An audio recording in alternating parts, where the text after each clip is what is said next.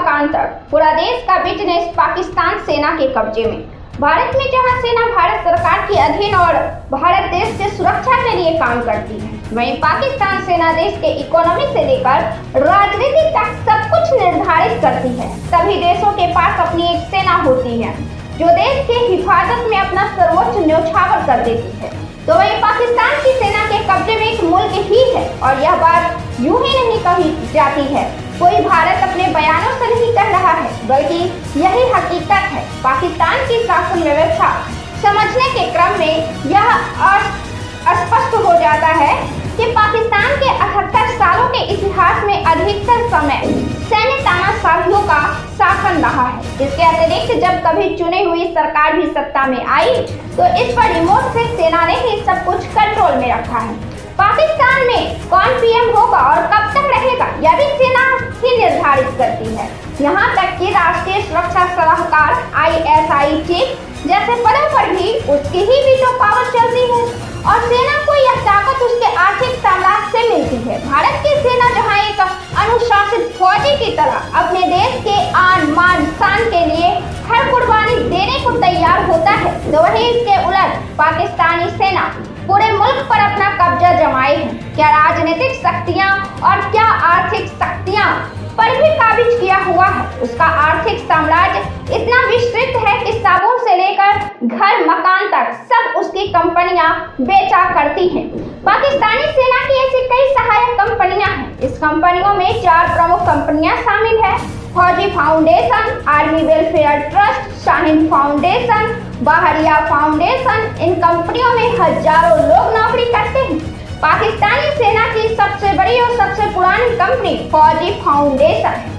पत्रकार आयशा सिद्दीकी ने लंबे शोध किए और उसके बाद पाकिस्तानी सेना पर पुस्तकें लिखी, जिसका नाम है military INC inside Pakistan military economy में इस संबंध में विस्तार से जानकारी दी गई है। इस किताब में आयशा बताती हैं कि फौजी फाउंडेशन की स्थापना साल 1954 में हुई थी। यह कारोबार में पाकिस्तानी सेना की पहली दस्तक रही थी। वर्तमान में फौजी फाउंडेशन की संपत्तियों का कुल मूल्य $35 मिलियन है। यही नहीं, इसके पास 25 प्रोजेक्ट्स हैं और इनमें से 18 पर उसका पूरी तरह नियंत्रण है। इसके अतिरिक्त बाकी 7 और भी सहायक कंपनियां इसके साथ काम कर रही हैं। फौजी फाउंडेशन से जुड़ी कंपनियों की पूरी लिस्ट ही उन्होंने इसमें दी है, जिनमें फाउंडेशन गैस, फौजी सिक्योरिटी सर्विसेज, फौजी शुगर मिल्स, फौजी कॉर्न कॉम्प्लेक्स। इसके अलावा फाउंडेशन यूनिवर्सिटी भी इसका ही संस्थान है। यही नहीं, फौजी सीमेंट कंपनी, फौजी गैस कंपनी और फौजी फर्टिलाइजर भी इसकी ही कंपनी है। अकेले ही इस कंपनी में 7000 तो पूर्व सैनिक ही काम कर रहे हैं। आयशा ने यह भी बताया कि पाकिस्तान की सेना ने यह मॉडल इस्लामिक मुल्क तुर्की और इंडोनेशिया से लिया है। इन देशों की सेनाएं भी बिजनेस डील्स करती हैं।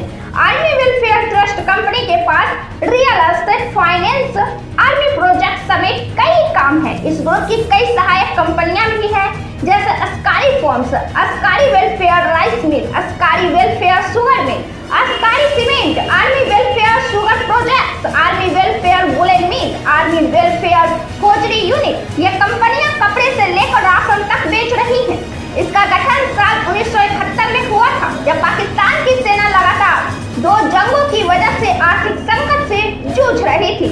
इतना ही नहीं, इन कंपनियों के अधिकारी आमतौर पर मौजूदा सेना के अफसर भी होते हैं, जबकि कर्मचारी के तौर पर पूर्व सैनिक कर्मी रखे जाते हैं। एक शाहीन फाउंडेशन भी है, जिसका नेतृत्व पाकिस्तान के एयर चीफ करते हैं। इसकी वजह यह है कि इस कंपनी के हाथ में एयरपोर्ट आदि से जुड़ा कारोबार भी है। इस कंपनी की कुल संपत्ति $34 मिलियन से भी अधिक है। इसके तहत Shaheen air international, Shaheen air cargo, Shaheen airport services, Shaheen aero traders और शाहीन इंश्योरेंस शामिल है। शाहीन पे टीवी, शाहीन FM रेडियो भी इसके द्वारा संचालित होते हैं। एक और कंपनी बहरिया फाउंडेशन है। इसमें मुख्य तौर पर नेवी से जुड़े लोग रहते हैं। इसका संचालन भी नेवी अधिकारी ही करते हैं। इस कंपनी की सहायक संस्थाओं में बहरिया कंस्ट्रक्शन, बहरिया फिशिंग, बहरिया फिन्स जैसे फर्म्स शामिल हैं। इसके अतिरिक्त बहरिया होल्डिंग, बहरिया फार्मिंग जैसी कंपनियां भी हैं। पाकिस्तान के लाहौर, कराची रांची, रावलपिंडी और पेशावर जैसे शहरों में यह कंपनी मकान और फ्लैट्स बनाकर बेचा करती है, जिसके लिए किसी भी अन्य देश में बिल्डर्स हैं या फिर सरकारी संस्थाएं मौजूद हैं।